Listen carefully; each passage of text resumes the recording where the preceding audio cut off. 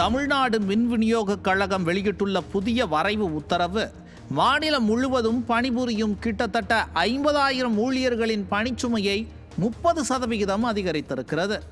அதிமுக ஆட்சி காலத்தில் 2018 ஒவ்வொரு பிரிவு அலுவலகத்திற்கும் 140 டிரான்ஸ்ஃபார்மர்கள் ஒதுக்கப்பட்டிருந்த நிலையில் இப்போது அதே அலுவலகம் 168 டிரான்ஸ்ஃபார்மர்களை கவனிக்க வேண்டிய கட்டாயத்தில் உள்ளது.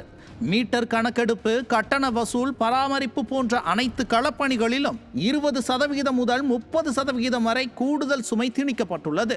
புதிய பணியிடங்கள் உருவாக்கப்படவில்லை, காலியிடங்கள் நிரப்பப்படவில்லை. ஏற்கனவே பணியில் இருக்கும் ஊழியர்களின் மீது மேலும் மேலும் பணிச்சுமையை திணிக்கிறது திறனற்ற ஸ்டாலின் அரசு.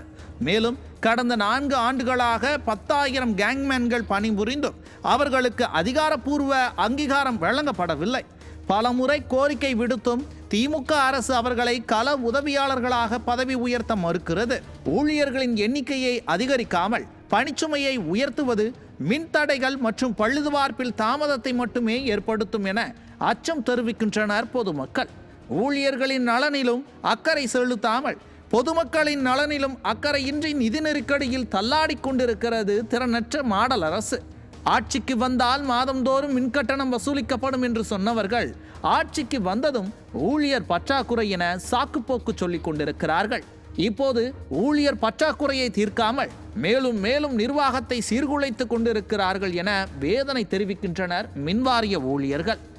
ஊழல் செய்வதில் செலுத்தும் கவனத்தை கொஞ்சம் ஊழியர்களின் நலனில் செலுத்த வேண்டும் என்பதே அவர்களின் கோரிக்கையாக உள்ளது.